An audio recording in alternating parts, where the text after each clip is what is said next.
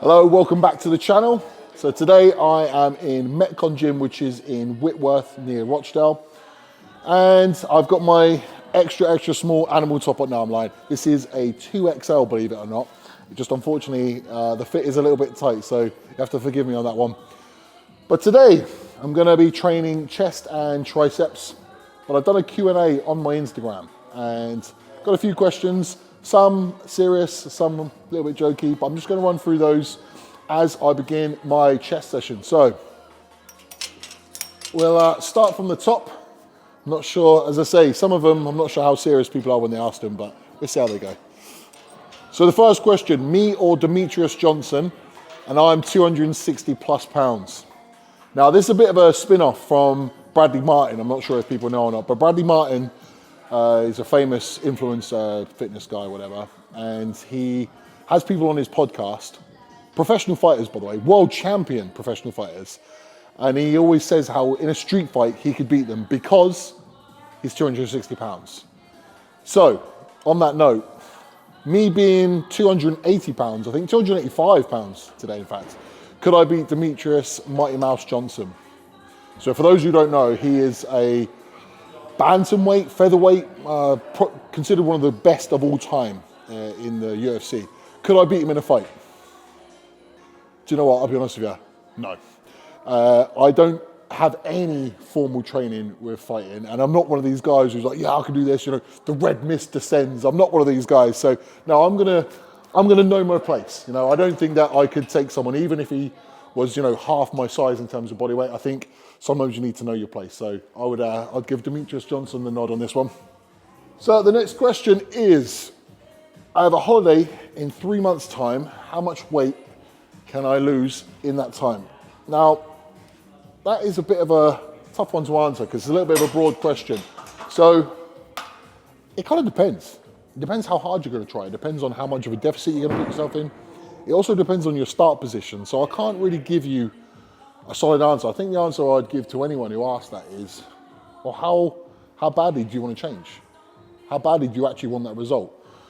You know, if you're someone who's pretty casual and you find yourself, you know, not able to stick to a plan, the answer is going to be, unfortunately, not a lot. You're not going to change too much. But if you really dedicate yourself, you know, regardless of your level, if you're someone who's carrying, you know, 25%, 30% body fat, if you really try, you're going to make a massive dent in 3 months. You can change a lot in that time. Unfortunately though, we are all governed by our genetics. So, how much I can change, you can change, or someone else can change, is not always going to be the same. And it can seem almost unfair because you think to yourself, I'm trying so hard and I'm not getting the same result as that guy, why? And you know, we're all governed by our genetics. So all you can do is all you can do, right? So as long as you are doing everything that you can, everything, the variables that you can control, you're controlling, you're going to change pretty well. So roughly going for about 2 to 3 pounds per week body weight loss is pretty realistic for a lot of people. Too much and you risk losing muscle mass. Not enough and you risk losing motivation. So you want to get that sweet spot where you are able to drop a decent amount of weight without, you know, sending yourself into the ground and being too energyless to actually train with any intensity. And I just want to say as well, if you see the camera going all over the place, my really good friend Danny is actually recording this. He's got a new gimbal and I think it's not quite playing ball at the moment. I don't know if they're friends at the moment, you know, so yeah. So what's the question please, mate? How much protein to eat in a day? So how much protein to eat in a day? Again, this is going to be relative to the person. I think a good gauge for most people is 1 gram of protein per pound of body weight. That's a pretty good gauge. What I would also say on top of that, if you're someone who's looking to build muscle, go a little bit higher. I almost think of it as like an insurance that you are definitely going to be eating enough protein. You know, if you're someone who, let's say you weigh 200 pounds and you're just scraping 200 grams of protein, I would say, you know, it's probably enough, but just my anecdotal experience tells me, just go a little bit more. You know, go to around 220, 230 grams of protein. That should be pretty sufficient. And the good thing about protein being higher as well is it's really satiating. So if you're going up or down, especially if you're going down, if you are more satisfied with the food that you're eating, you're less likely to cheat. So higher protein means you're going to be fuller for longer. A few benefits along the way.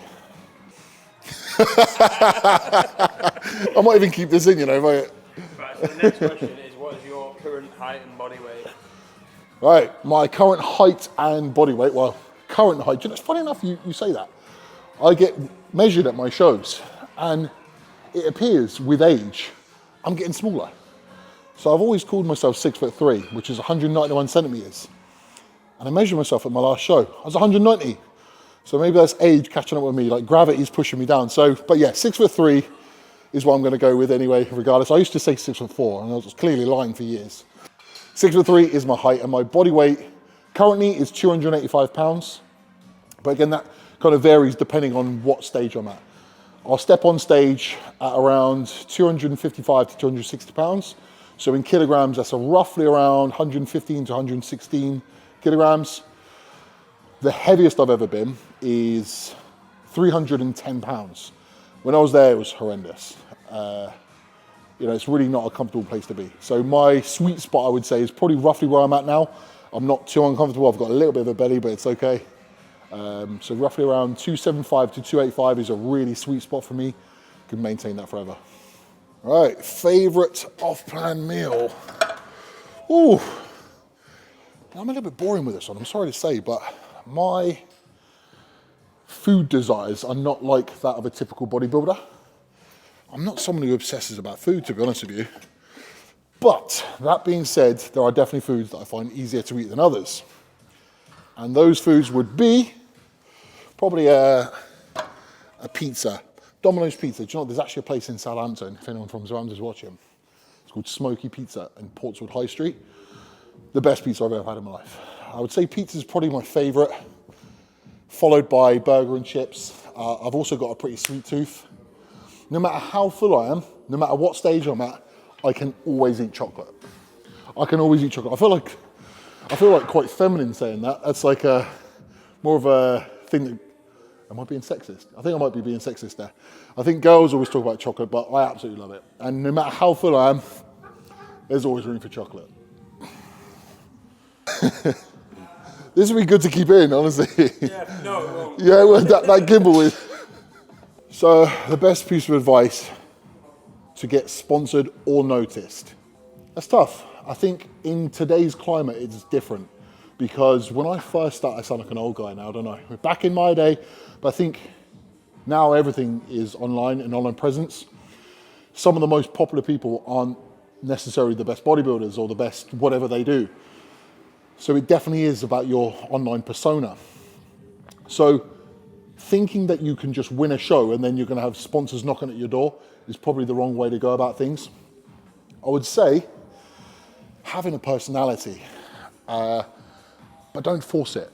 The personality needs to come out as it comes out, like naturally. You know, if you are trying really hard to be funny, trying really hard to be a certain thing, people see through that. And so just being active on social media, be yourself, have a personality. I guess you can't force that though. But then again, to kind of like go against what I've just said, you do also need to be good because you need to be marketable for that company. You know, why would someone invest in you if they're not going to get a return on their investment, right? So you need to show qualities that are going to align well with that, you know, with that company, whether that's your training methodology, whether that's your personality, whether that's your achievements, whatever, or a combination of all of those.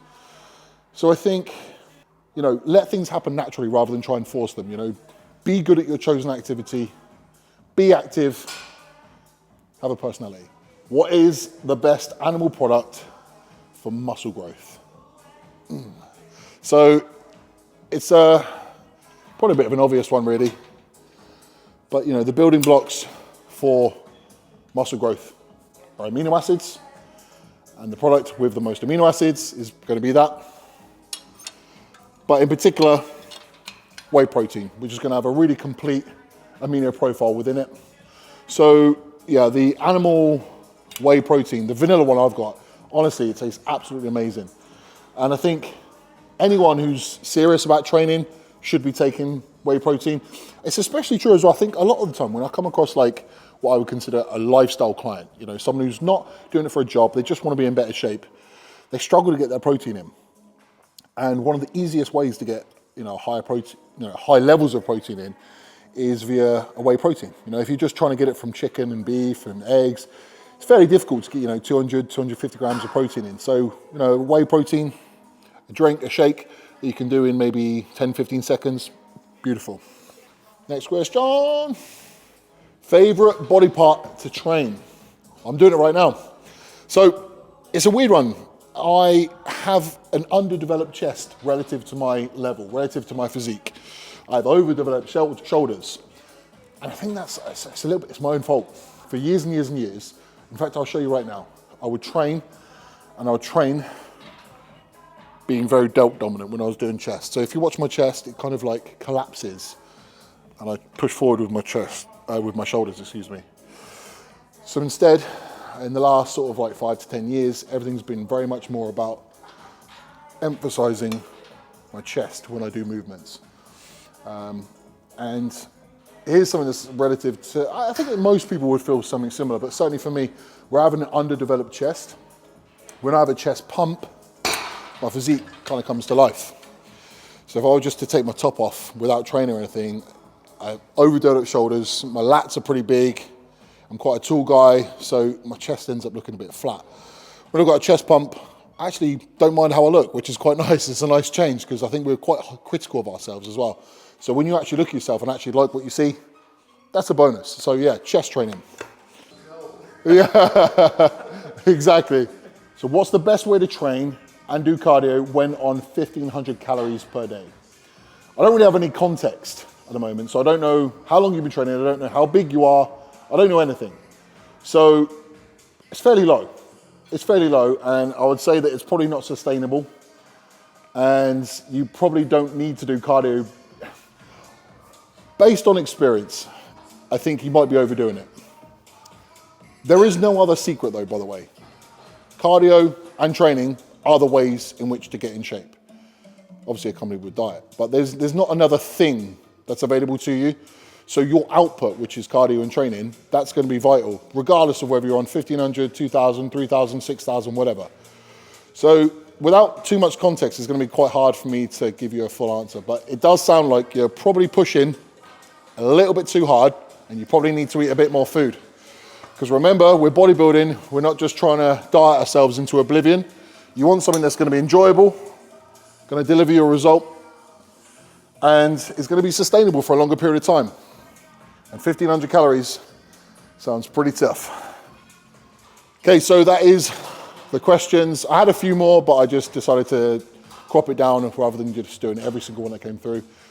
And so that's Emily's post show done. We've had a couple of days of eating that you'll see from the last YouTube episode. We are now on day 3 of our post show, and I think she's still going a bit crazy, and I think she wants me to, indulge with her. My appetite is not like hers because obviously I'm 8 weeks post show now. So for me, things are calmer. So my food has gone back to the regular level, which I'm going to show you in a bit.